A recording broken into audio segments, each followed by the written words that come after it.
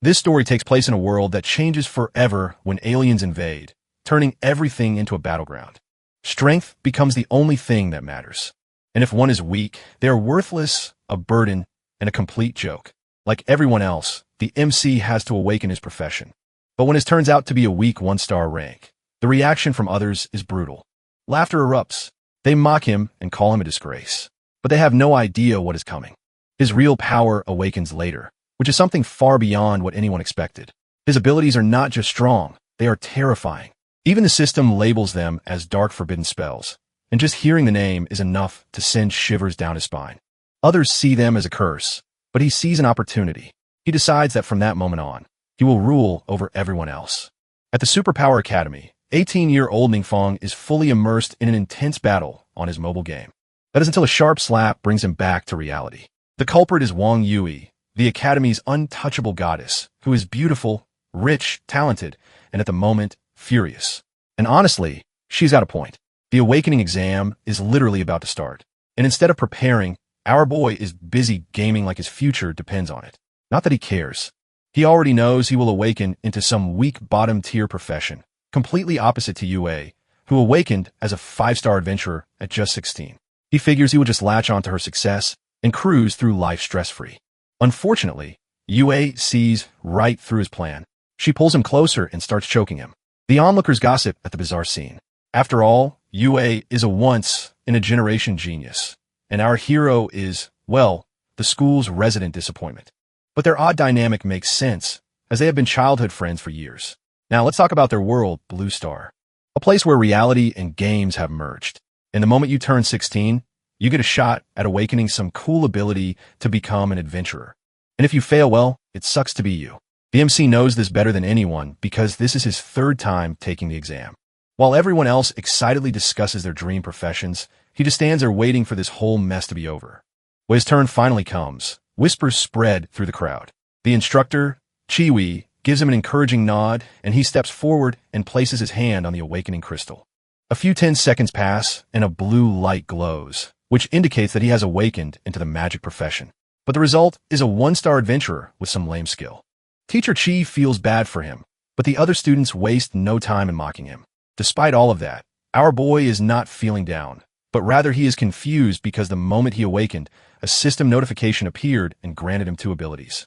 First, which allows him to use dark power without consequences, and second, which lets him cast a forbidden spell once a week. And his lame technique also upgrades to something else, which sounds absolutely terrifying. He has no idea why the system is treating him like the final boss of a horror game, so he just hopes it does not get him killed in the practical test. The test itself is straightforward, in which candidates enter an arena and fight monsters to get used to their skills. Attacking each other is banned, and drones monitor everything while the others charge in, ready to prove themselves. Our hero hides in the bushes. Look, he could try fighting, but his only skill is some shady forbidden magic. And something tells him that if anyone finds out, things won't end well for him.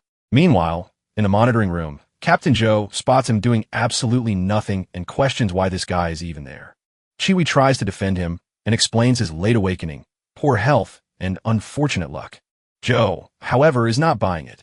To him, a 1-star adventurer is useless, and he wants the MC kicked out. But before he can make it official, something weird happens. Our boy's drone goes offline, and at the same time, the system detects a massive power surge in the arena. Chu instantly assumes somehow a monster has shown up and orders an investigation. Back in the forest, things take a turn. A boy gets cornered by a goblin horde, and their chief orders a massacre. He even destroys the remaining drones for good measure. Our hero, who is still hiding, realizes that with the drones gone, he finally has a chance to test his forbidden spell. And well, the results are dramatic. The moment he activates the spell, everything in the monitoring room goes dark. Alarms start blaring, and the higher-ups collectively panic. Joe assumes a high-level dark entity has appeared and orders reinforcements and an emergency evacuation. Our hero, on the other hand, watches as his spell unfolds. The dark energy surges and forms a terrifying force that crushes everything in its path. The goblins are annihilated, and their chief is staring at the MC like he just witnessed the apocalypse right before him and ends up meeting the same fate. After that, the system rewards the MC experience points. Our hero stares at his status window and is dumbfounded. His level just shot up to 10, which is something that had never happened in previous combat tests. He figures most of the experience came from that elite monster. But the real question is, what was an elite monster even doing in the secret realm in the first place? Before he can dwell on it, his eyes land on the loot. And oh boy, it does not disappoint. The Pioneer emblem, which permanently boosts agility, and some hook claw both are glowing in the highly coveted orange grade, which means they are extremely rare and expensive. Selling the claw could make him rich, and he is already daydreaming about rolling in money. But just as he is about to bask in his future wealth, an announcement calls the candidates back. And then a sinister dark force suddenly surrounds him, and traps pop up all around. He wastes no time and activates a teleportation scroll to escape before anyone can question what in the world just happened. When they regroup, Captain Joe immediately orders everyone back to the city. And honestly, it is fair enough. Even if they fought together, they would not stand a chance against whatever is lurking in that realm. As they wait for reinforcements, something even weirder happens as the dark energy vanishes without a trace. What is worse is the fact that the monsters cannot leave the secret arena. Shui realizes that this is way above their pay grade and decides to report it immediately. Our boy tries to ask something, but she hurries him to leave. On the way, the MC finally gets some answers from Wang Yui. Turns out the academy closed because of the whole mysterious dark power situation. Our hero tries to process whether that unknown force came from the elite monster or something else was at play. Yu mistakes his deep-in-thought expression for actual emotional trauma and reassures him that since his defensive spells are not great for solo combat, he will be teaming up with her group starting tomorrow. Our boy appreciates the concern, but politely declines, not because he does not want to. Obviously, teaming up sounds great. But the real issue is that he cannot exactly show off his dark forbidden magic, the only trick up his sleeve. But Yue being Yue does not give him a choice. She just gives him the time and location and walks off like the conversation was already over. He calls after her, but she is gone. Now he is stuck trying to come up with an excuse to escape training. The problem is knowing Yue. Dodging this is going to be harder than fighting that elite monster. He thinks of a plan, though. Whether it will work or backfire is another question entirely. The MC arrives at the trading center with a simple plan to buy some equipment with a skill, show it off in front of Yue, and hope the system does not turn it into some overpowered world-ending spell. As he browses the surroundings, a woman approaches and suggests he check out Heil equipment perfect for leveling up. But our boy is not here for a long-term investment. He just needs a quick fix. The moment she realizes he is not about to throw around crystal coins like a rich young master, she practically tosses him aside and calls for a newcomer to take care of him. Then comes Yang Xin, the new guide. She takes our hero to the equipment section where he checks out a few items, some of which feel like they would consume him whole. After some searching, he finally settles on a ring. With that sorted, Xin leads him to Master Wang, the go-to guy for selling stuff. The MC hands over the claw for evaluation, and Wang gives it a thorough once-over and then calls a potential buyer. Not long after, Wang informs him that the deal is done. And after transaction fees, our hero will walk away with about 50,000 crystal coins. They briefly go over paperwork, and our hero decides that he might grab some more stuff while he is here. Meanwhile, the woman who snubbed him earlier is busy gossiping with her colleagues. She passionately discusses her type, which is wealthy, powerful, and of course, easy on the eyes. But then she spots the MC chatting with Wang and gets hit with the shocking realization that this nobody just made more money in one trade than her commission of months. The regret on her face is real and honestly well-deserved. The next morning, our hero practices his new skills. He had tested them the previous night, and thankfully the system did not turn them into some dark catastrophe. That means he can actually use them without worrying about triggering an apocalypse. Feeling good, he greets Yue, who introduces him to her guild members, a mage, a sound warrior, a raging berserker, and a priest. It does not take a genius to pick up on the fact that the mage, Xiao Cheng, and the sound warrior don't like him. Chun, in particular, seems focused on Yue, who is close to her second transformation. He offers her a Heil potion, all while boasting about how expensive and rare it is. The MC is momentarily impressed, as it takes 30 whole levels to complete a class advancement. So Yue is indeed exceptional, but then Yue declines the gift, and Chang's world crumbles a little. He insists and pushes the gift, but Yue has more important things to do. She turns to our boy, and Chang cannot believe it that a nobody, our hero, is wasting Yue's time. He blurts out an insult, and Yue warns him to watch his words, but he just keeps going. The MC, who is just standing there, wonders if it would be socially acceptable to drop a forbidden spell on Chang and call it a day. Chang's ego is inflating by the second, and the priest girl, who probably senses a disaster incoming, tries to talk him down, but he shuts her up real quick and throws another insult at our hero. This time, Our boy is not in the mood to let it slide. He calls Chung out for bragging about some random potion like it is some legendary artifact. The Sound Warrior backs Chung up and challenges the MC to prove himself. Instead of arguing, our hero just takes out the Pioneer emblem and hands it to Yue like it is no big deal. The whole group collectively gets shocked. Our boy wants Yue to take it and makes up that he found it at home and always planned to give it to her. Yui uses it and her stats shoot up. At this point, Chang's brain cells are fighting for survival. He refuses to believe it, or maybe he just does not want to. Instead, he does what all losers do and accuses our hero of stealing it. Unfortunately for him, reality does not care about his feelings. With no other option, he chokes down his pride and drops to his knees in apology. The MC is now satisfied and leaves with Yue. On their way, Yue apologizes and our boy brushes it off, but suggests she focus on her second transformation and getting into the best university instead of hanging around him. Not that he can actually tell her the real reason that he cannot level up properly with her tagging along. She then hands him a skill book and he gladly accepts it. Later, in the treacherous graveyard of the secret realm, Yue is busy killing the zombie-looking creatures with her arrows. Our hero is also with her and hypes her up on the outside at least. Inside, he is questioning all his life choices. The experience points there are a joke, but he just cannot go ahead and tell Yue that he is already at level 10. Just then, Yue's cell phone beeps. Her guild members are calling as a boss monster is about to show up. The priest girl talks with Yue over the call, while Chung chatters away behind her. Yu glances at the MC as if seeking reassurance, and he gives her the approval to leave. She tells him to wait for her in the safe zone before leaving. Now alone, our hero finally has a chance to do what he does best, charge straight into danger. He has recently learned 2 new skills, but thanks to his pathetic skill slot limit, he can only equip 3 at a time. And the fancy skill book Yue gave him is completely useless until he hits level 15. Over on the other side of the graveyard, a man reports that the big boss has appeared in the high tower, which is buried deep within the secret realm. Getting there won't be easy considering the monsters lurking around, so he warns everyone to be extra cautious. Just as he finishes, an explosion rocks the area. Looking ahead, they spot another adventurer team already charging forward. Of course, it just has to be Yue's group. While deep inside the graveyard, the MC is already at the tower thanks to the forbidden spells. Standing before him is the big boss, looking all menacing. The boss throws a magical attack at our boy, causing a massive explosion, but our hero avoids it easily. In response, he activates a meteor shower and summons a fiery rainstorm from the sky. Another explosion follows, and as the dust settles, our boy grins. The system bombards him with notifications. Something about a ridiculous kill count, a mountain of experience points, and the big prize. The big boss is down. He is now level 30 as well. That means he is ready for his first transformation. He takes his loot, including some pendants, gemstones, and most importantly, the emblem.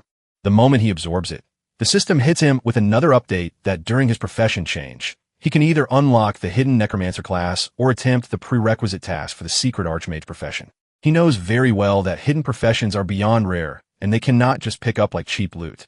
So, he starts to suspect that these emblems might be the key. After a whole 2 seconds of deep thinking, he decides, Archmage it is.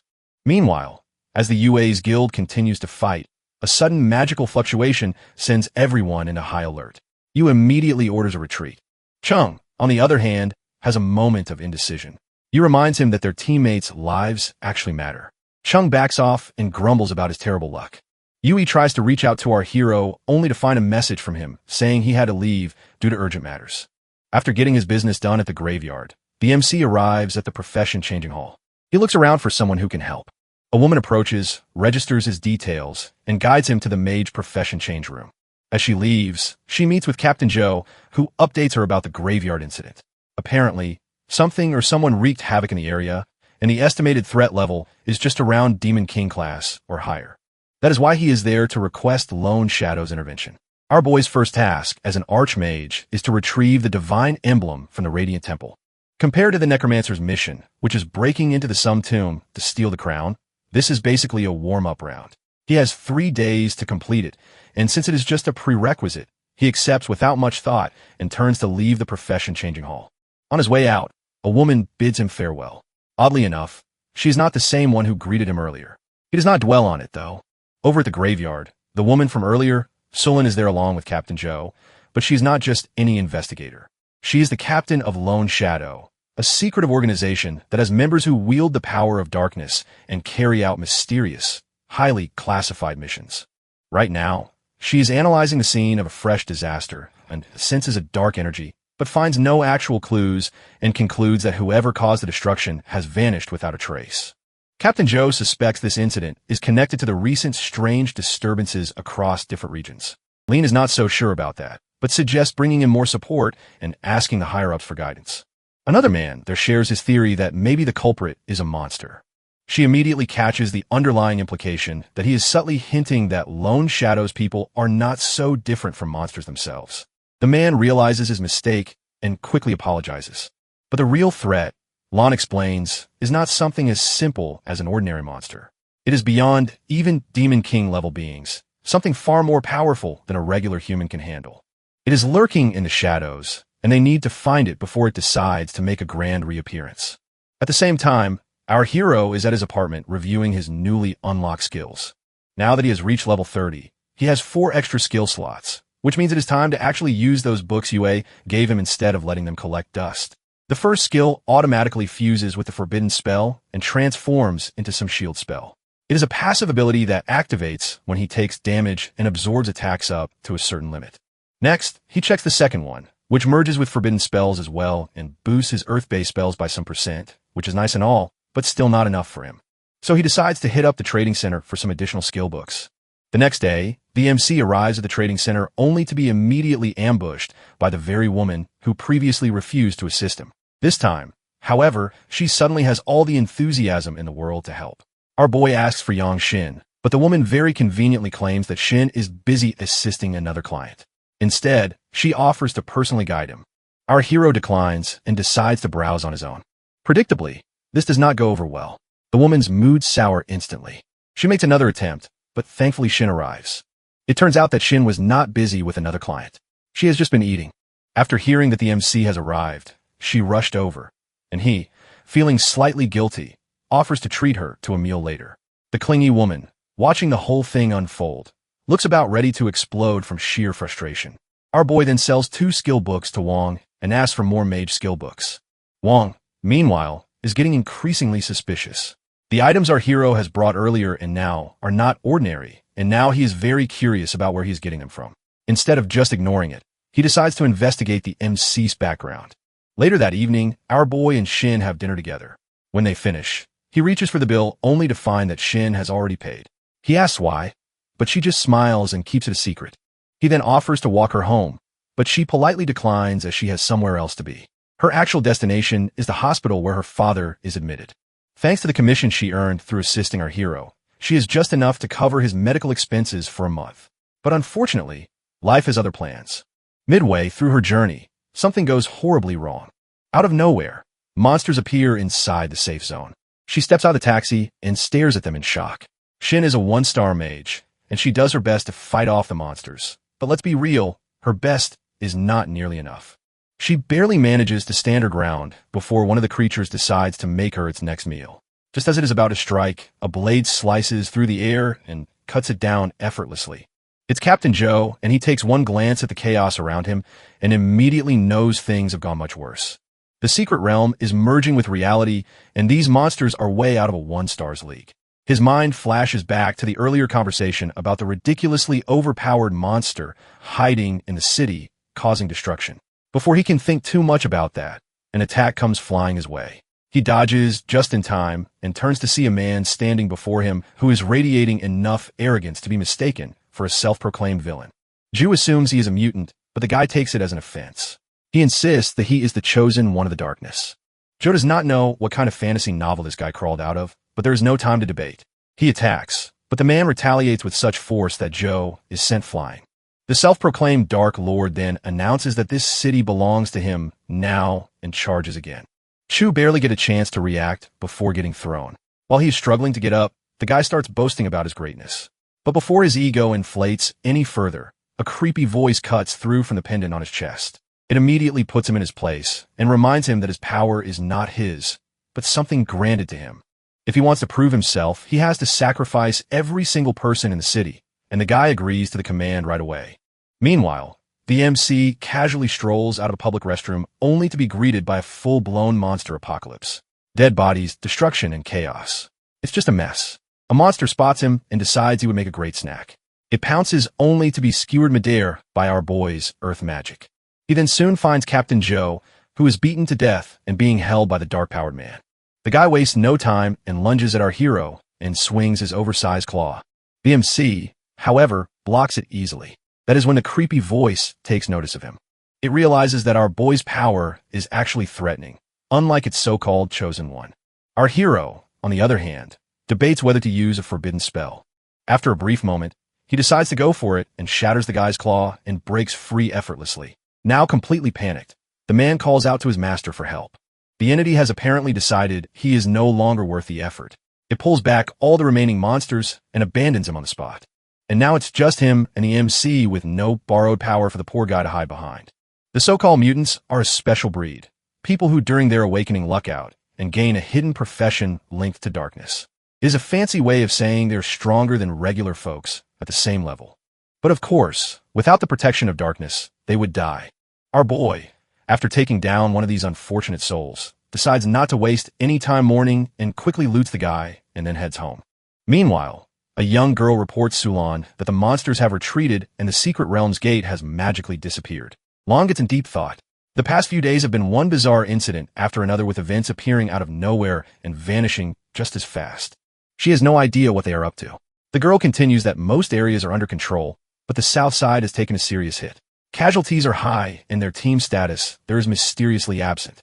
Lan decides she would rather see the mess for herself and head south, which is Captain Joe's territory. Down in the south, the so-called chosen one has been turned into a statue with his stomach looking like someone has used it for target practice. A man named Dwan arrives and notices that everything valuable has been looted. Just then, Lan appears, and Dwan introduces himself as a member of some organization which is made entirely of fighters who operate in the shadows. Lan is well aware of their reputation. Dwan wastes no time explaining that the corpse in front of them had once been one of their own until he betrayed them. He is the one who helped the secret realm break into reality, which led to a monster ambush wiping out their entire camp. Well, almost. A few lucky ones have managed to crawl away. As for who has put an end to the traitor, it is still a mystery. Lan cannot shake the feeling that something is off. Captain Joe has the strength of a third transformation. Yet, his entire army has been turned into a tragic war story. That can only mean one thing. There is someone or something powerful enough to not only eliminate the enemy, but also block the secret realm's invasion. Before she can dwell on it, Dwan takes his leave as he has something important to find. Back at the MC's apartment, he is in a fantastic mood as he goes through his freshly acquired loot, which includes a high-quality garment, orange-grade armor, and a mysterious pendant with unknown properties. He just hopes it is not linked to an ancient deity, or worse, something even more annoying. Little does he know, inside the pendant, a sinister figure is watching him. The same creepy entity from before appears into a crystal ball, which is somehow linked to the pendant, and allows him to spy on our hero. But the moment our boy mentions the possibility of an ancient deity being involved, the entity absolutely loses it. In an immediate panic mode, he gives orders to cut off all communication and hide their location like their lives depend on it, which, knowing ancient deities, they probably do. Over at the hospital, Captain Joe is wrapped in bandages from head to toe and looks like a mummy with a broken leg. He recounts what happened and how their supposed doom has been interrupted by a young fighter who suddenly showed up, scaring the enemy into retreating like cockroaches when the lights come on. For this mysterious figure, they have checked the scene and found nothing special, just traces of basic magic.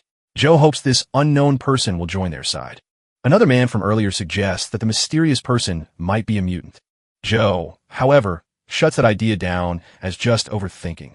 Our boy arrives at the Radiant Temple and is completely unaware that Dwan is lurking in the shadows, watching his every move like some overly curious stalker. A few days earlier, Dwan visited Wong at the trading center, looking to buy a 4th transformation fighter set. While they talk, the very woman who our hero has previously rejected now eyes Dwan up like he is her backup retirement plan. Wong mentions to Dwan that one of their regular customers has bought the same set, which is obviously none other than the MC. Now curious, Dwan wants to meet him, but he cannot, as our boy won't be coming that day. As Wong describes the outfit, a simple 2-piece top and pants. Dwan's instincts scream legacy item alert. He is convinced that this set has ties to his master, and he decides to pay Wong for our hero's whereabouts. Wong, however, was not born yesterday. He finds it suspicious that Dwan magically appeared just after the MC talked about selling the outfit. Is this a setup? A weird coincidence? Either way, Wong is not about to spill everything right away. Instead, he stalls some time with an excuse to call our boy first. After Duan leaves, Wong cannot shake his unease. When the nosy woman asks what is wrong, he shares what he has learned about our hero. Turns out the MC's parents were just your average 2-star professionals who have disappeared in an accident, leaving him alone. Our boy later attended a school and only awakened a 1-star profession at 18. The real issue is that someone with that kind of background should not be bringing in the kind of high-quality items he has been selling. Yui's guild does not help him much either. So unless he has a fairy godmother handing him treasures, there are only 2 possibilities. Either he has stolen them or has somehow gotten tangled up with someone way out of his league. Back at the temple, Duan continues his little surveillance mission. It is baffling to him how our hero, who barely looks like he has grown out of his school uniform, managed to repel an invasion into the secret realm. Especially when even his master, a powerhouse, has lost to the realm's boss. According to reports he has heard, if the MC is not absurdly strong himself, then someone standing behind him definitely is. Either way, Duan is not about to take any risks. Our boy, on the other hand, watches other fighters struggle against the monsters and begins changing his gear. Duan braces himself for some dramatic transformation, maybe glowing armor or an aura of destruction. Instead, our hero ends up looking like, well, a regular student. Now, Duan has the suspicion that the MC might try to shake him off, so he decides to play it smart. Since tailing him closely is not an option, he uses a skill to mark our boy's location, just in case. As our hero enters the temple, someone welcomes him with an attack, but a barrier flares up in front of him and effortlessly blocks the attack. Du stunnet. And as if that is not bizarre enough, all the surrounding monsters take one look at the MC and run for their lives. Then our boy comes across a massive man who is completely frozen in place and sweating buckets. A quick check of his task guide tells him this guy is not even important, so he simply walks past him. Moving deeper inside, he reaches a hidden chamber where a 6-winged angel stands. The moment the angel sees him, it does the most unexpected thing and runs. Our hero gets confused. He has expected a grand battle, but instead the angel, the supposed temple boss, is trying to flee. Unfortunately for the angel, there is nowhere to go. The MC decides to get this over with. He summons a thunderstorm over the tower. A moment later, lightning crashes down and engulfs the angel. The temple collapses and Duan stands there in shock. Our hero is not exactly celebrating either, as despite everything, his rank refuses to budge because he has not gone through the first transformation yet, and all those experience points are completely useless. The only real win is the divine emblem he got after defeating the boss, which means the task is officially complete. With nothing else to gain there, he decides to leave. That is the plan at least until Duan comes charging at him like a madman. Our hero flinches as the last thing he needs right now is someone finding out about his dark power. But before he can even process the situation, Dan looks at him with this weird mix of admiration and worry. Assuming the MC is the master of this whole ordeal, Duan offers to explain himself. But before they can even start, a siren blows. Our boy pulls out a teleportation scroll, as it's best to get out of there first and talk later. Once they land in a quieter area, Duan finally lets it all out. His master sacrificed his life to seal an invading realm, only for a traitor to slip away. And that traitor has been using humans as sacrifices for years to break the seal. Duan has been hunting him, but has come up empty-handed. While Duan continues to chatter, our hero is lost in his own thoughts, but not over the whole tragic betrayal thing. No, he is too busy worrying about his low level. If he does not rank up soon, his concealed dark powers could be exposed, and that is a whole different headache. The MC's serious expression looks intimidating to Duan, and he assumes he is about to be executed. To smooth things over, Duan thanks him and even offers his help anytime.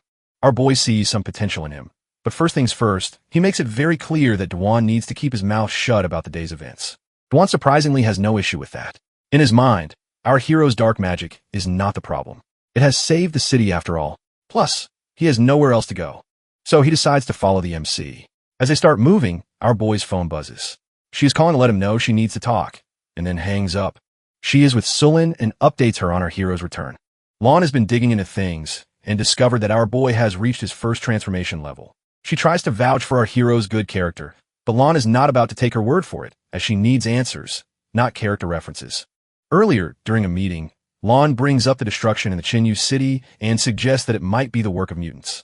An older man there questions why she, of all people, is raising the issue considering she is a mutant herself.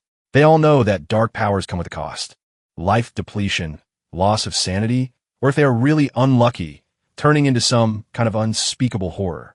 According to him, a mutant with power equivalent to a Demon King level threat just does not exist. Another man makes fun of her concern as fiction, but she is not there to entertain them, just to point out possibilities, and whether they listen or not is their problem. The man mocks her further, and even offers to cut off his own head if she turns out to be right. The old man moves on to the city's investigation, which is already in progress, but the higher-ups have rejected the Lone Shadow's request for extra support. Lon takes it as a lack of trust, but the man insists she just needs to be patient. Just then, a young girl bursts into the room with a report that there was an attack on the Radiant Temple, but thankfully there are no deaths. Back to their conversation, Chi pieces it together that the MC's leveling spot was registered at the Radiant Temple. Now, there is Longbow City, which is locked down under a supposedly impenetrable barrier, and the people inside are losing their minds trying to figure out what is going on. Among them, Dwan and the MC stand in the restless crowd and are equally confused. The knights do their best to reassure everyone, making grand claims about safety. Though it's not exactly sound convincing, our boy finally connects the dots. The little commotion he caused earlier turned out to be a bit louder than he thought. Loud enough to trigger the city's highest level security alert. Now all he can do is wait for things to settle and then return home like nothing happened. But unfortunately, the universe has other plans. Outside the barrier, monsters are gathered, eyeing the humans, and the so-called powerful barrier advertised as the ultimate protection shatters. The monsters pour in. In an instant, the city is in chaos. People scream, shove, and run for their lives. Dwan updates the MC about the other city that got hit just like this last night, and turns to our boy for suggestions. Our hero, on the other hand, figures Dwan has things covered and is just being polite. The miscommunication piles up, and before anyone can correct it, Dwan decides this is a test, and the MC is waiting to see what he is capable of. So, without further discussion, he steps up. Our boy, meanwhile, is not exactly worried. Too many people around, too much attention. Letting Dwan handle it seems like the best move. The guards attempt to fight back, but they don't even get close before they are torn apart. The monster leader, watching this pitiful display, is beyond disappointed. If this is humanity's best, he might as well take his frustrations out on them. Just as its attack is about to land, Dan blocks it. Not because he is deeply concerned for the city. No, he is far too busy fantasizing about proving himself to the MC. Our boy, on the other hand, is trying not to cringe at how seriously Dwan keeps calling him master. The monster leader finally finds someone worth his time, but that enthusiasm dies a quick death. Dwan moves, and the leader gets sliced. The crowd stares, and no one had expected this level of power. And honestly, Dwan is just so strong. He is over level 130, a secret warrior with a high-star hidden profession. Even our boy has to admit he is something. Though whether he is admiring the strength or questioning how this lunatic ended up under his wing is another matter entirely. The Dark Lord decides it's the perfect time for retreat. As the monster leader is out of the picture, Dwan turns to our hero and waits for further instructions. But the MC is already satisfied with his efforts. Dwan then hands over the orange-colored loot dropped by the monster leader. Our boy keeps the skill book for UA and decides to sell the shield for some much-needed cash. Just as they are wrapping things up, a priest shows up along with a knight who looks injured.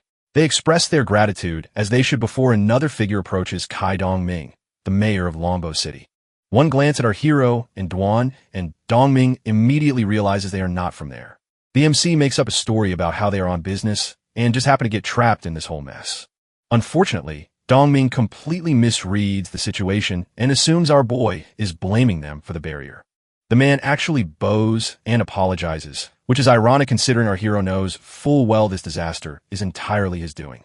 He graciously reassures Dongming that it's not their fault. To make up for the inconvenience, Dongming offers a flight scroll, an item so valuable that even the MC has to hold back from looking too impressed. He then invites them to stay in the city for a few more days, citing the ongoing trouble and a shortage of defense forces. But our boy declines as he has to handle the profession change mission, which is only open for a few days, and he is not about to miss his first transformation. Dongming then presents him with a black card as a token of appreciation. Our hero recognizes it as something from a ridiculously powerful organization and accepts it with gratitude. With that, everyone parts ways on good terms, and the MC and Dwan make their exit. Back in Shinyu City, Yu's guild members gather outside the profession-changing hall, waiting for Yua and Chung to return. Just as they step out, our boy and Dwan conveniently soar above them in the sky. Yu senses our hero's presence while Chung laughs it off. According to him, the MC is too broke to afford something as luxurious as a flight scroll. But before he can continue his comedy act, Yue silences him with a sharp glare. Chung just does not get it. What does our hero have that he does not? A flight scroll, a better fashion sense, a secret treasure hoard? The mystery remains. The priest girl wisely changes the subject to their second transformation. Chung reveals his rank. He is clearly not thrilled, but the sound warrior and raging berserker cheer him up and do their best to keep his ego intact. Then all eyes turn to Yue. Unlike Chung, she says nothing. Her silence raises concern, and the priest girl gently presses for an answer. Chung, with his tiny brain, assumes the worst, that Yue must have gotten a low rank and is too embarrassed to admit it. He assures her that she can always rely on him. Yu, who is finally fed up with his assumptions, drops the bomb that he should not be worried about her level, but he should be worried about his own, because while he is sitting at an A, she has achieved an S. The moment she says it, the entire group freezes. Chung, who has been basking in his imaginary superiority, suddenly is at a loss for words. And the best part is that Yue has not mentioned it earlier, because her mission has unlocked a hidden profession, one so rare that even she has never heard of it before. Chung is having a hard time wrapping his head around this. A profession is always determined at awakening. Yet somehow Yue has just unlocked a hidden one mid-inch. It all started earlier when Yue was inside the profession changing room. She has received a pioneer emblem from our boy, which is supposedly a simple gift, but when she uses it, her profession jumps from swift archer to shadow of the vanguard. At first, she is confused. Then she stays confused. Eventually, she reaches a groundbreaking conclusion that our hero must have known this would happen when he gave her the emblem. Without overthinking or, thinking at all, she accepts the change. Now, she is explaining all this to the others. Chung refuses to believe it. Yu, however, does not have the patience for his paranoia. The rest of the group ignores him while Chun quietly boils in the background. Determined to prove himself right, he secretly decides to track down the emblem. Meanwhile, inside the profession changing room, the MC is having a much smoother experience. He offers up his newly acquired divine emblem. And just like that, his stats skyrocket. New skills unlock, and now he can wield forbidden spells with pinpoint precision. Outside, Duan is waiting standing guard. Salon happens to pass by and spots him. She already knows Duan is absurdly strong, but she is even more intrigued by what she has heard from the staff, that Duan is not just strong. He is practically our boy's shadow, following him around and showing him an unusual level of respect. She senses something interesting and updates Chiwi through her earpiece. Chi, however, is completely unbothered and assures Lon that our hero is on their side. She decides she would rather get answers straight from the source and goes directly to the MC. Dan steps aside. Chi cuts straight to the point and knows our boy has already completed his first transformation. Our hero is caught off guard, takes a moment, and then decides to just admit it. He has always looked out for him, so there is no harm in accepting it. She then shifts the conversation to a much bigger problem, the power of darkness. A lot of people are slowly mutating because of it, and she wants to make sure our boy is not one of them. The MC, for his part, assures her that he has zero interest in joining the mutant club. Those guys are under constant surveillance by the authorities, and he would rather not have that level of attention. She, however, is not fully convinced. She shows him a crystal and explains that it's used to detect traces of darkness. All he has to do is inject his power into it. He hesitates, and she notices but waits. In the end, our hero goes through with it. The moment his power enters the crystal, it explodes. Both he and Chi stare at the shattered remains. According to Lon, this magic crystal is supposed to measure corruption. A slight tremor means mild contamination. A violent shake means a serious problem, but an explosion.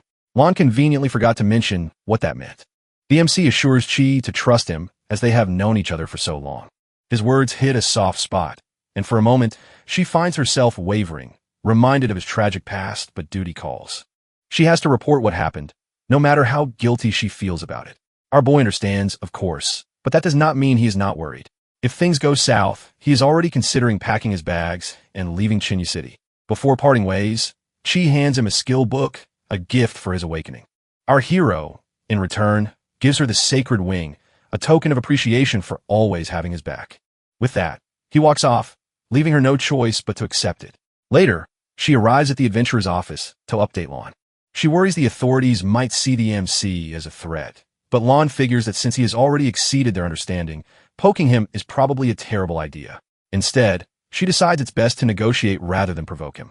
She orders a halt to any investigations and seals all information related to our boy. He shares the same thoughts. Lon then decides to shift the focus to Dwan. Our hero, on the other hand, returns to his apartment with Dwan, looking less than thrilled. Dwan immediately picks up on it. The MC shares that Chi messaged him that the authorities have officially dropped their investigation, but he is worried about future level-ups. Every time he destroys a secret realm, it causes a stir, and it's only a matter of time before the higher-ups start connecting the dots. Dwan, who is now fully convinced that our hero operates on a completely different wavelength than the rest of humanity, offers a solution to train in unregistered areas. Some are off the grid simply because the authorities don't have the resources to manage them, while others are conveniently occupied by evil forces. Dwan already knows 2 such locations and can find more if needed. Our boy leaves it to him, and he plans to hit the trading center the next day to sell off his loot, take a breather, and pretend to be a normal person for a while. After that, Dwan heads to a hotel for the night, planning to find a rental the next day. But before he can enjoy his well-earned rest, the city's mayor, Jang Ji, shows up. The man asks about Dwan's plan to stay in the city. When Dan confirms, Jang Ji offers him a high-privileged city card along with an offer for additional assistance. As Dwan examines the card, Jang Ji is internally panicking as Dwan has rejected countless cities trying to recruit him. What Jang Ji does not know is that Dwan's decision has nothing to do with the city itself. It's all for the MC. Meanwhile, Young-ji is blissfully unaware of our hero's existence and is just patting himself on the back for securing such a valuable asset for the city's security. Our boy has been glued to his game for so long, he does not even realize how much time has flown by. It's only when he finally takes a breather that he notices the class group chat still blowing up.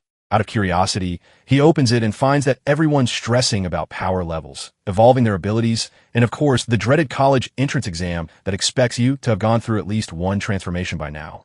The irony is that he used to be the guy who did not care about any of that nonsense. Yet somehow, in just a few short days, he has raced ahead of the entire group without even trying. Then out of nowhere, some UA fanboy decides it's the perfect time to mock him for wasting time playing games. Chue drops him a message to just ignore that loudmouth. And just when things start to cool down, someone drops the news of a secret realm invasion. That is when he starts to regret that he really should have taken care of that creepy dark entity when he had the chance. Funny enough, somewhere out there in the shadows, that very entity sneezes. The next morning at the trading center, the woman scolds Shin for dragging herself to work despite her injuries. And because being annoying is her full-time job, she decides to throw some insults at our hero, too. Shin, of course, defends him, but the woman is feeling extra full of herself today and starts digging up the MC's past just to make fun of him. Before the scene can escalate further, the ground suddenly spikes up right next to her, and she barely dodges in time. Guess who just walked in? Our boy, who clearly heard everything and decided that silence was not an option. The woman now realizes that karma works fast and switches to victim mode. She yells for the guards like her life depends on it.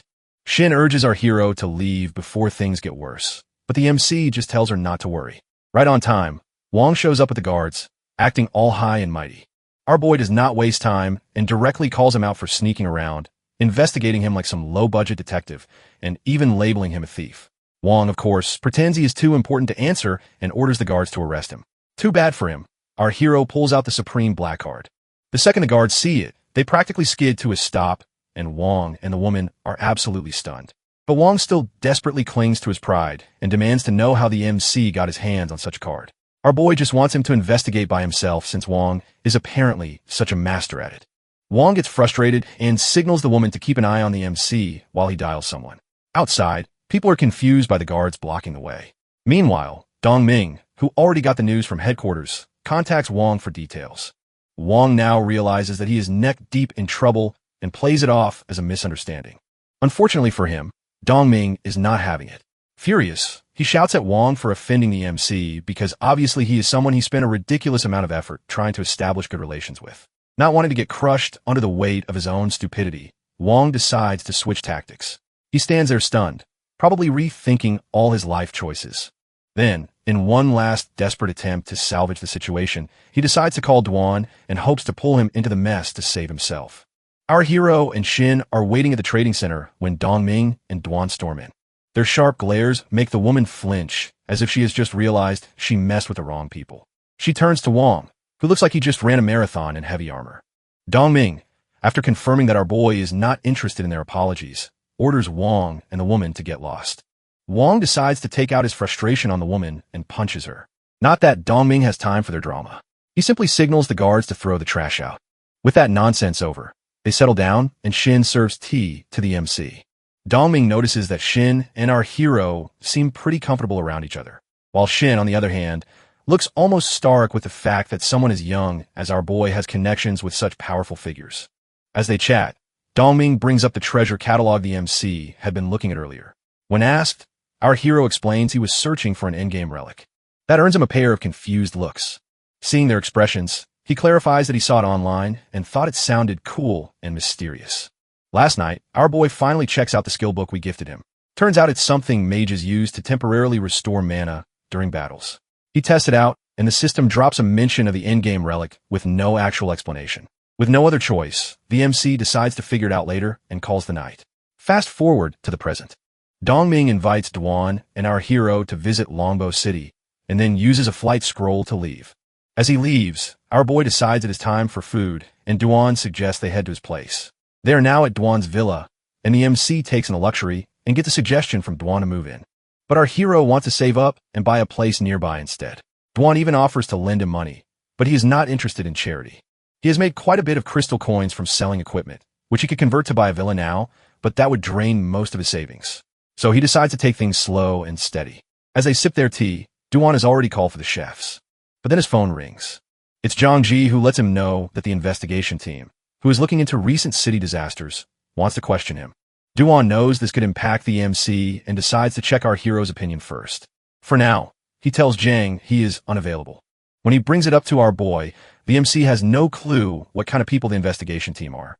A meeting of higher officials is underway regarding some mysterious hotshot who apparently saved Chinyu City, but no one actually saw the guy. Still, the rumors spreading like wildfire, like he is some legendary savior. One of the guys in the room thinks what half of them are thinking. It all sounds like a load of nonsense. Solon tries to explain that maybe it's because the invasion ended so suddenly and all the mutants were wiped out overnight. But the man is not convinced.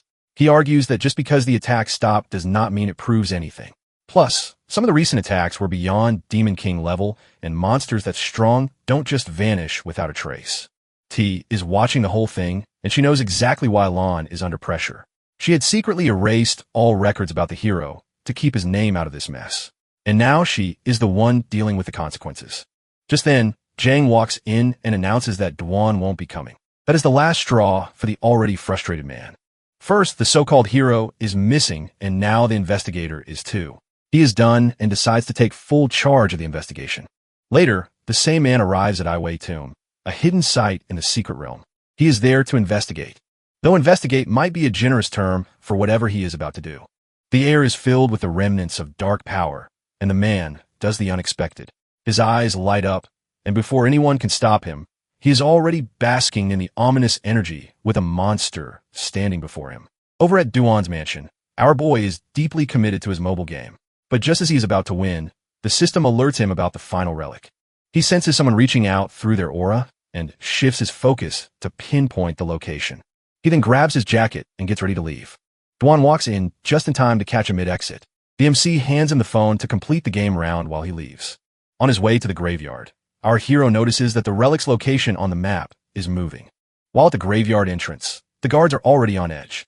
A monster has appeared, and its body is a disgusting mix of weird and wrong, with the very man visibly trapped inside it.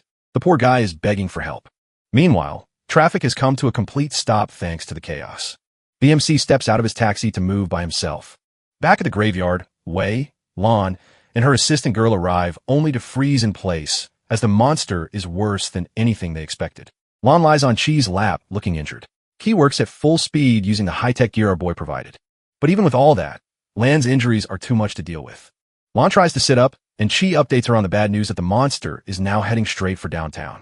Duan has been called in by the mayor, but Lon knows that Duan's strong, sure, but against that thing, he will just be buying time. The only real hope is our hero. And just as if the universe is listening, the MC meets the monster. The beast lunges and slams face first into a defensive barrier. It freezes and gets confused. The system gives our hero an interesting offer to absorb the monster, and the MC accepts. The moment he agrees, an insane surge of strength floods through him, and all his stats shoot through the roof. But along with that boost comes something weird. Random images flash through his mind, cryptic and unsettling. Duan arrives right after the action is over, and our boy informs him that the monster is handled before Dwan notices a man lying nearby, looking questionably dead. Before he can think too hard about it, the MC leaves the cleanup to him and leaves. Later at Chinyu City's prison, the man is locked up and has apparently decided to spill the real truth. Turns out he found a demon in a secret realm. Thought it was a good idea to mess with dark powers, and that is how things got out of hand. Now, the whole city is convinced some mysterious hero is watching over them. Zhangji wonders if Duan ever got a glimpse of this very hero, and Duan gives him a nod. Zhangji then turns to Duan with a request that he wants an introduction to the so-called hero. His grand plan is to bribe the guy into staying in the city forever by catering to his every need, but Duan shuts it down immediately. The hero barely shows up and does not seem like the type to settle down. And well, there is no hero. Duan and the MC have been smart enough to dump all the credit onto a non-existent figure. Without proof, Young would not be able to find so much as a shadow. To make it sound even more convincing, Dan assures him that the hero has family members in Chinyu City to look after. A complete lie, obviously, but it sounds official at least to GI. Chi and Lam back him up that the MC does not want to be disturbed. Meanwhile, our boy is enjoying a nice peaceful bath, putting everything together. The so-called final relics turn out to be just the remains of long-dead secret realm demon lords. The dramatic images that popped into his head earlier are nothing but leftover memories from a dead Dark Lord. He almost feels scammed, but he has no interest in becoming some grand realm lord anyway.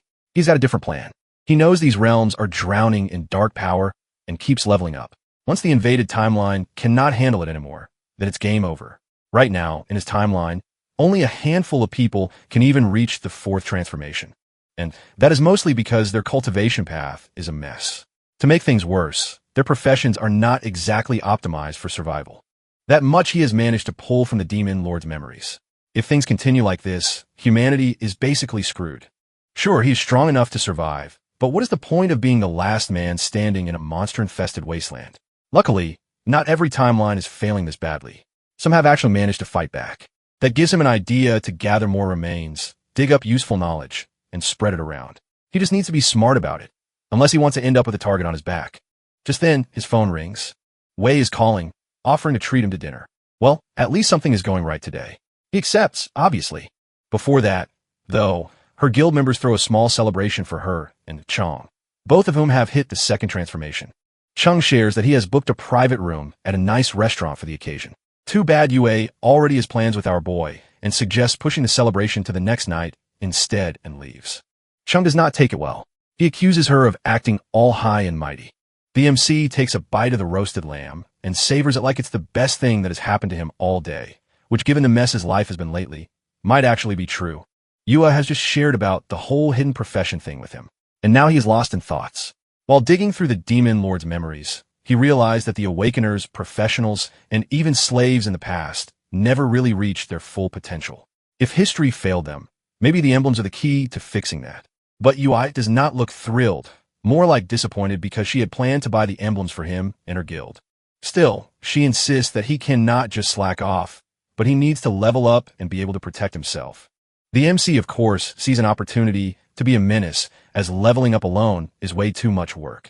So having her around to protect him is more than enough. Yue did not expect that. But before she can argue, she flinches in pain, right? She got injured while completing a quest. And instead of mentioning it earlier, she just sat there suffering in silence. Before our hero can say anything, his phone rings. He picks up, and the voice on the other end is not exactly friendly. The caller demands to know where he got the emblem. And, judging by their tone, they're not asking out of curiosity. Our boy just hangs up. When he tells Yue, her eyes widen in shock. She has not told anyone about the emblem. So, something weird is going on. Before they can even process that, the phone rings again. This time, the caller sounds downright pissed. The MC once again does not feel like dealing with it and cuts the call. They finish eating and soon after, part ways. When our hero returns to his apartment, he knows something is off. His place looks like it went through a tornado with furniture overturned and stuff everywhere. And then he sees him. A man is standing in the middle of the mess. Our boy immediately recognizes him. It's the same guy who called earlier. The MC senses the attack coming from behind, but without even flinching, he dodges it effortlessly. He then shoves the attacker into the wall and sends him crashing to the ground. The guy who witnessed all of it is completely stunned. The MC glances at him and makes it clear that respect for strength comes first, and only then should any talk follow. The man, who is now looking like a confused chicken, wonders what went wrong. After all, the reports clearly stated that our hero was supposed to be weak. Too bad for him because thanks to a major boost in his attributes, the MC now moves like a breeze and reacts even faster. And without using spells, he can handle these situations just fine. The guy makes one last desperate attempt to attack. When that also fails miserably, he starts to run for his life. Sprinting toward the balcony, he leaps, probably thinking he will make an escape, but our boy grabs his leg midair and drags him back inside. There is no way he is letting him off the hook after trashing his apartment. Now both men stand in front of our hero, beaten, humiliated, and down to their shorts because they have given up everything they had in exchange for mercy. The MC demands answers. It turns out that Chung was the mastermind behind this disaster who hired them to dig up dirt on our boy. But since he was the one who started this mess, our hero has no intention of letting him walk away unscathed. He then uses a forbidden spell on them, one that scrambles the mind. Meanwhile, Chung is with the shield warrior, probably feeling quite confident about his scheme of sending people after the MC. His other brilliant plan was to teach Yue a lesson during their last mission. In order to that, he let the boss monster run wild to scare her, so he could swoop in, play the hero, and bask in the glory. Too bad Yue had other ideas as she risked injury and took down the monster herself. Just then, one of Chung's spies walks in. Chung, eager to hear what dirt he dug up, demands a report, but instead of answering, the man who caught part of their conversation asks about Yue first. The man tightens his grip around Chung and the shield warrior's necks, but he is not really in charge. Our hero is furious about what they did to Yue and is pulling the strings. He is not in a rush to end their lives too quickly after all. That would be too kind. Instead, he casts a spell that messes with their minds and their very being until they all turn to dust. That was convenient for him, as there will be no evidence and no mess that he has to clean up. But this whole thing makes one thing clear. His neighborhood is not so secure. Halawaken can stroll in and out as they please. And while he could deal with them, he cannot exactly sit at home guarding the place 24/7. If these idiots had stumbled upon the knowledge he gained from the demon lord's memories, that would have been a nightmare. Luckily, he had not started sorting through that information yet. Not that it mattered now, as he needed to move somewhere less welcoming to uninvited guests. Duan's place seemed like the perfect fortress. Now, at Duan's house, the MC spills everything, and predictably, Duan explodes with anger. He is ready to go on a manhunt and teach any other lurking threats a lesson. Our boy, on the other hand, has more practical concerns. He needs an alchemist, someone skilled, trustworthy, and preferably not part of a giant gossip-loving guild. Duan knows plenty of talented alchemists, but they are all tied to big organizations, which means too many ears and too many risks. Our hero knows from the demon lord's memories. They had quite a few top-tier alchemists, and their potions were leagues beyond what this world has now. He has access to some of their prescriptions, but without a professional to make sense of them, he might as well be staring at ancient poetry. And after what happened that day, the last thing he wants is to attract more greedy flies like Chong. The next morning, the MC gets to know through Yue that she knows just the guy he is looking for. Shuer, the brother of her guild's priestess, was supposed to join them, but did not get along well with Chong.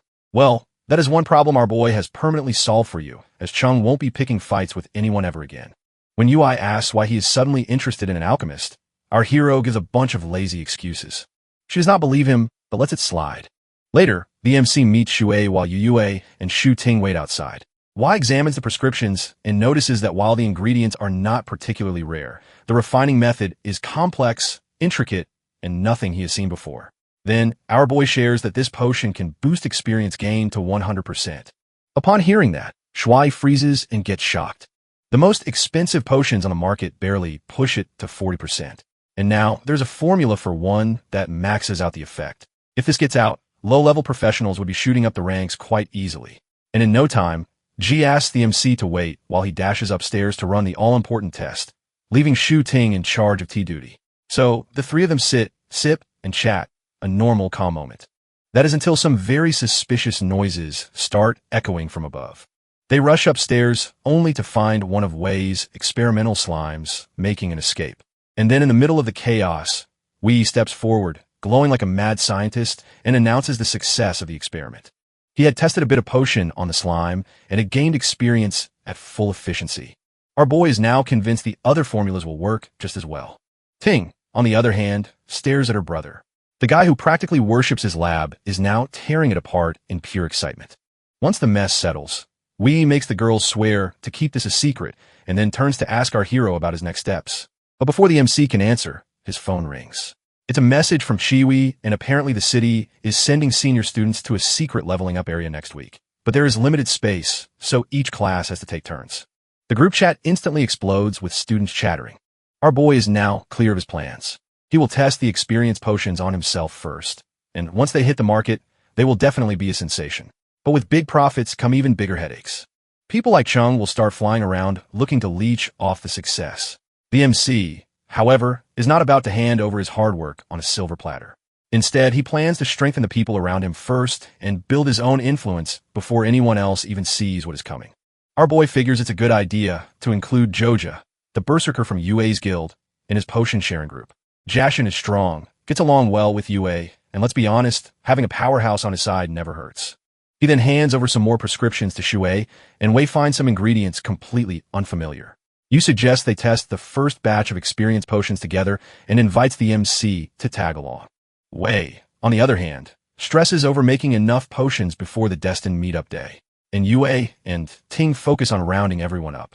And our boy, well, he just sits there blending into the background like an extra in his own story. When the day finally arrives, our hero gets to the meeting spot first and waits by the roadside. A bus full of students passes by, and they start mocking him because from the looks of it, their daily routine is not complete without making fun of him. At the dungeon entrance, students are gathered and wait for their turn. Chiwi shows up with another group. And since these students are in the second class, they have the privilege of waiting a whole 2 hours before they can enter. Then they spot the MC, Yue Jin, and the brother-sister duo strolling past the line like VIP guests. Naturally, this does not sit well with them. Before the outrage escalates, Chi explains that our boy is leading the guild and heading straight to the dungeon's depths, which is a whole different league for where they're going. But of course, explanations cannot just erase jealousy. Some students whisper Yu's name, and that immediately catches the attention of another group. Among them are Chang Muku ranked 4th, Li Kei ranked 3rd, and Guyin Zhou holding the 2nd rank. Unlike the complainers, these three don't waste time whining, and they just move straight into the dungeon. The MC and UI's group finally reach the depths of the dungeon, where Shui hands out experience potions. Everyone thanks our boy, though Yue knows socializing has never been his thing. Ever since he failed his first awakening at 16, people had a great time mocking him, and instead of proving them wrong, he just shut himself off even more. Seeing him actually hold a conversation without looking like he is being tortured is a rare sight. She just hopes this means he is finally snapping out of it. Bringing everyone back to reality, Yue reminds them they don't have a tank or a strong magic output this time, which means one wrong move can end them. To avoid that, she does not want our hero making any flashy moves that might attract unnecessary attention because, let's be real, he tends to overdo things. The plan is simple. She will lure the enemies. Xiangshu will handle defense, and Wei will use potions at the right time. The MC finds this whole leveling method painfully slow, but for the sake of teamwork, he decides to suffer through it. The battle begins. Yu fires an arrow, which hits a zombie-like creature, and just like that, the rest come charging in. Shuing boosts Zhang Shu's strength, and with one heavy strike, an explosion engulfs the monsters. Meanwhile, Wei's fire magic roasts them nicely. After killing the creatures, Ting and Xiang Shu get excited and plan on reaching their second transformation, passing the college entrance exams, and getting into a top school with Yue. Just then, a loud laugh echoes through the cave.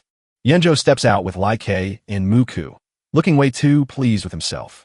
He is quite amused to see that a bunch of low-level fighters actually think they have a shot at top school. Ting and Zhang Su recognize them, but something feels off that these guys are not even from Chinyu City. Yu then demands to know their intentions. Yanzhou gets straight to the point that they came all this way just to find Yue and invite her to join their team, but Yui does not even need a second to think about it. She shuts them down immediately, as she has her own guild. Yanzhou tries again. He even sweetens the deal by offering a spot for Chung, whose ranking is not exactly impressive, but Yui's answer stays the same. Yanzhou realizes that she is not budging and switches to a different approach. He talks about how dungeon monsters are getting nastier thanks to recent anomalies and how the major universities have raised their standards. Only elite teams or exceptionally talented individuals stand a chance this year. He paints it as a once-in-a-lifetime opportunity and emphasizes how all the rookies are scrambling to build their dream teams with his group included. And of course, the real reason he wants Yue is because she is destined for greatness. Unlike the rest who are apparently doomed to mediocrity, Yue has reached her limit with this nonsense and summons her weapon. Shuing senses the impending disaster, steps in and suggests they go level up somewhere else. He does not even bother with a response. She simply turns and starts leaving with her group following. Our hero, on the other hand, just stands there seemingly in deep thought, or maybe just zoning out until he goes to him acting all tough. He demands to know if he is fun. BMC simply denies it. Leah then insults him. Xiangshu steps in and calls out Yunjo and LT, and GT's group for going way too far. Leah then throws a punch. Xiangshu tries to block it, but the impact still hits hard and knocks the wind out of him. Wei moves to help, but Yunjo blocks her way. She glares at him and wants him to move. Xiangshu, on the other hand, probably with a few broken ribs at this point, still refuses to back down. He clenches his fist, ready to strike back, but before he can, Li Kei is already moving again. Ting and Yue react instantly and try to hurry to stop the punch. But before they can, our boy, who had been silent all this time, lifts his hand. A magic barrier appears which blocks Likuei's attack. Everyone is shocked to see our hero effortlessly blocking the attack, but he does not stop there and grabs Li's wrist mid-swing and flings him backward. Leah crashes to the ground, and our boy returns Li's earlier words right back at him, just with a lot more impact. Yunjo rushes forward to check on Li, but is greeted by Yue's arrow lodging itself in his lower back. And Muku, the last one remaining from Yunjo and LT, and GT's group, just stands there processing the absolute disaster that just unfolded before her. The MC had not really planned for things to go this far, but well, they just had to keep poking him. He turns to Ting to heal Xiangshu and then asks him how he plans to handle Li now. Xiangshu wants to do whatever our hero decides. So, our boy tells him to take Li's equipment as compensation. Yunjo tries to protest, but the MC shuts him down with a single well-placed punch straight into the ground. The sheer force alone makes Yunjo reconsider every life choice that led him here. He immediately offers his own equipment, which is a complete 180 degrees turn in attitude. Our hero simply warns him to stop causing trouble. Muku surrenders her equipment as well. With everything settled, our boy announces that they should move on and level up. As they leave, Yue mentions that she originally planned to help him level up, but well, it turns out he did not really need the help.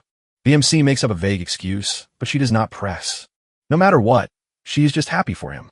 Xiangshu and Ting are eager to know which university the MC plans to join, but our boy has not even bothered to think about it. Or at least that is what he wants them to believe. In reality, he knows exactly why he won't be stepping foot in any of those institutions. Places like that come with too many rules, too many restrictions, and way too many opportunities for someone to accidentally spill secrets they should not. So, instead of entertaining their curiosity, he smoothly redirects the conversation to something more practical, like moving forward and leveling up. But leveling up is not as simple as snapping fingers, especially since he cannot use forbidden spells. But thanks to attribute bonuses and some well-equipped gear, he makes do with the spells attached to his items. A few days later, he finally returns home. He has only managed to level up just once, and that was with the help of an experience potion. He is so used to steamrolling high-level monsters with forbidden spells that he forgot what normal leveling feels like. Someone like Yue could hit level 60 and go through her second transformation in just 2 years. Meanwhile, those stuck in 1- or 2-star professions would be better off attending a university instead of grinding on low-level creatures every single day. But our hero is not about to dwell on that depressing reality. Instead, he decides it's time for a well-earned break. For the next few days, he embraces the simple joys of life. Just when he is starting to feel like a normal person, his phone rings. It's Yang Xin who lets him know about an upcoming auction with some high-V value items.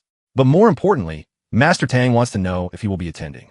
The MC has absolutely nothing better to do, so he agrees.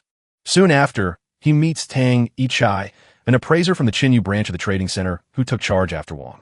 The usual pleasantries are exchanged, and then our hero flips through the catalog only to find a bunch of mage-related items that are useless for him. Just as he is about to write it all off as a waste of time, he spots something interesting. The very potion he helped Shui create. Immediately, alarm bells start ringing in his head. He demands to know where the potion came from. Ikai explains that it was auctioned through the Kangwei Guild via the trading post. Our boy knows that this very guild is not just anyone, but it's one of the top powerhouses in the country. Strong, influential, and definitely not the type to randomly stumble upon a rare potion formula, which means one of two things. Either way, secretly sold the formula to them, or something far shadier went down. Ikai shares about a new secret realm called the Divine Trial. It's a solo challenge designed like a tower, where you get rewards every 10 levels. One of those rewards is a recipe for an experience potion. This is the first time Duan has heard about a realm like this. Officially, all realms up for a challenge must be registered, and their details are neatly cataloged on some government website. But our boy could not care less about regulations or realms. His priority is Wei. That said, the name Divine Trial does sound a bit too grand for comfort. And just as if the universe, or more correctly, the system heard him, a mission pops up to clear the very realm in 2 months, or he will be erased. Now, most people would probably freak out at the prospect of vanishing into thin air, but our hero finds it exciting. After that, he and Duan start digging for information and discover that this realm is controlled by the Kangaroo Guild. The guild has exclusive rights, which means no outsiders can step in without their stamp of approval. But since the MC's existence is on the line, he figures he will deal with that problem later. When he finally reaches the trial realm, he has already got a decent amount of intel thanks to the information about it on the guild's forum to lure in strong contenders. Slipping past the guards is easy for him, or at least it should have been. The second he touches the entrance, an explosion occurs. Back at the guild, alarms go off as people scramble to inform their leader. Meanwhile, our boy returns back to his room through a black hole like something. He tries to process what just happened. The moment he made contact with the entrance, a surge of energy slammed into him and broke through his defenses. Even his system, which is normally the one thing that does not fail, took a hit. Now it won't stop spamming him with damage notifications. Healers are busy treating the guards at the entrance of the trial realm who got knocked out by the explosion. Hishu, who is the guild master of the Answer Guild, stands by watching all of it. One of the guards finally comes to his senses and explains that there was an explosion at the realm's entrance, and then he passed out. Since this kind of thing does not just happen, Shu starts wondering if the realm itself glitched out or something. Before he can start making theories, a priestess comes up and suggests using the magic to uncover the truth. She raises the staff, activates a spell, and magic circles glow as time rewinds. It's because the trial realm comes with a handy security system of image recordings and time rewind, and is a whole package. As time rewinds, they see a sinister figure approaching the entrance, looking all kinds of ominous. Before he can step inside, another deity, this one glowing with holy energy, appears and literally kicks him out. After that, the holy deity seems pretty stressed and worried about needing to track down the dark intruder before he causes any real damage to the world. Upon hearing that, everyone watching the recording gets absolutely speechless. A meeting is called immediately with the 7 guild leaders. As they review the footage, the guild leaders confirm that it was definitely a deity. Luing Jin points out that while they don't know who exactly this deity is, the magic used in that fight was strong enough to hit legendary, forbidden curse levels. Fangzhou recalls past reports from Xiu about technically passing the trial and receiving the deity's recognition and blessing. Xiu confirms this, though he had not exactly been expecting a deity to personally make an appearance. Yilingua, on the other hand, does not like where this is going. If someone wielding forbidden curse magic still could not eliminate the dark deity, that is a very bad sign. Lu Yuanning shares the concern. Meanwhile, Wangbo suggests that maybe those forbidden spells are actually meant to be used against the dark deity. Upon hearing that, Zhang Yanwan suggests giving that theory a try. Shu, however, sees right through them. He knows these guild leaders have been eyeing the trial realm forever, and now they're using the situation to pressure him into opening it. Fine, he decides to open it, but not without a warning. He explains that the monsters inside are no joke, and with their current strength, they will get wrecked. As for the deity's blessing, in his opinion, they are far from deserving it. At this, Jin turns to Old Fong for his thoughts, but the moment Old Fun hears this, he immediately blows a fuse. Jun does his best to keep Old Fun from completely losing it. They have called him in for a major incident, but judging by the literal flames flickering around his face, he is beyond furious. His apprentice had warned them about strange activity in the city, but they brushed it off, sent an investigation team, and made things even worse. If it were not for the mysterious hero who saved Chinyu City, they would have innocent blood on their hands. Xin tries to calm him down and reminds him that setting the room on fire with his temper won't fix anything. This old man had retired long ago after paying a price for using dark power. Yet, here he is getting dragged back into the chaos. Jun suggests to Old Fong to show the incidents recording to the mysterious hero, and maybe they can shed some light on it. And just to sweeten the deal, he gives a bribe of bottles of fine wine. Thankfully, that does the trick, and Old Fong's anger miraculously starts to cool, and he agrees. Over at Duan's villa, our boy glares at his system notifications as a new mission has popped up to complete his second transformation to fix the system.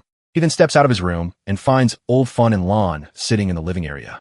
Duan makes introductions, and it does not take long for the MC to realize exactly who Old Fong is. The man is not just some retired veteran. He is a walking legend. He has got more achievements than most people have, good luck. From developing secret realms to wiping out evil adventurer organizations, he is also known as the strongest mutant. And while most members of Lone Shadow prefer to stay hidden, Old Fong's mere existence is enough to make enemies rethink their life choices. This very old man hands our boy a small gift of millions in crystal coins and around hundreds of bottles of high-tier experience potions. The MC, who is still mentally processing the fact that he has basically been handed a fortune, asks why they are here. In response, Old Fong plays a recording. Our boy watches and nearly chokes. The very terrifying evil entity they're also afraid of is no one other than him. His system immediately updates the transformation mission, and he can feel it try to box him in. But now is not the time to panic, even though he is sweating bullets. He keeps his expression neutral and assures them he will send the recording to the mysterious hero and update them later. Before leaving, Lon hands him her card for any future updates. The MC recognizes her from their first meeting at the profession changing room. Once they are gone, Old Fun seems surprisingly pleased with our hero and is already plotting ways to recruit him into their team. Lon asks if he thinks our boy and the mysterious hero might be the same person, but Old Fung does not care. If the MC wants them to believe he is just an innocent student, then the old man plans to do that. And as long as they have the mysterious hero on their side, they're not going to argue, especially with their enemies getting stronger by the day. The MC has a pretty good idea of what happened to his system the previous day. Most likely,